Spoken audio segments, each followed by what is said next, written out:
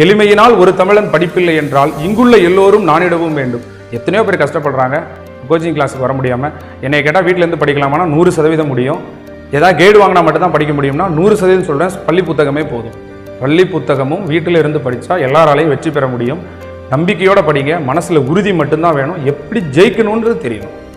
அந்த ஜெயிக்கிறதுக்கு தேவையான விதிமுறைகளை மட்டும் கரெக்டாக தெரிஞ்சுக்கிட்டு அதை மட்டும் தெரிஞ்சு எண்ணி துணிக கருமம்ன்றார்ல, ஆராய்ந்து கொண்டு தான் அந்த காரியத்தில் நம்ம இறங்கணும். இறங்கினதுக்கப்புறம் அதை நம்ம ஆராய்ந்தோம்னா அப்போ நமக்கு அதில் நஷ்டம் தான் வரும். அதனால நீங்கள் ஆராயிறீங்களா? கிடையாது. சிலபஸை படிக்கிறீங்களா? படிக்கிறது கிடையாது. சிலபஸ் தானே அலட்சியமாக பார்க்குறீங்க, அது தப்பு. ஓகேயா? அதை நல்லா முதல்ல மனப்பாடம் பண்ணி முடிச்சுட்டு தான் நீ அடுத்து படிக்கவே ஆரம்பி. எப்போ தூக்கத்தில் எழுப்பி கேட்டாலும் சிலபஸ் அதில் பலன் இருக்கான்னா இருக்கு, மனசில் வச்சுக்கோங்க. ப்ரீவியஸ் இயர் கொஸ்டின் எடுத்து வச்சுக்கோங்க. அது புரியுதோ புரியலையோ டெய்லி 50 கொஸ்டின் டெஸ்ட் போட்டு பாரு. அப்படியே கூட மனப்பாடம் பண்ணு, தப்பே கிடையாது. அதில் பலன் இருக்கா? இருக்கு.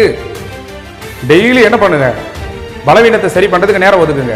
அது உன்னால படிக்க முடியலையா, குரூப் டிஸ்கஷன் பண்ணி படி, 4 பேர்கிட்ட டவுட் கேட்டு படி, நல்ல விஷயத்துக்கு தேடி போ. அதோட வேற என்ன வேலை, தேடி போங்க. ஓகேயா? நம்பிக்கையோட நீங்க ஒரு நதியை போல் நகர்ந்து கொண்டே இருங்கள். ஒரு நாள் வெற்றி உங்கள் கதவை தட்டும், அதில் மாற்றமே இல்லை. அது கடல் போல இருக்கும். உங்களுடைய ஒர்க் சத்தம் இல்லாமல் இருக்கணும். உங்களுடைய வெற்றி என்ன செய்யணும், மிகப்பெரிய சத்தத்தை ஏற்படுத்தும்.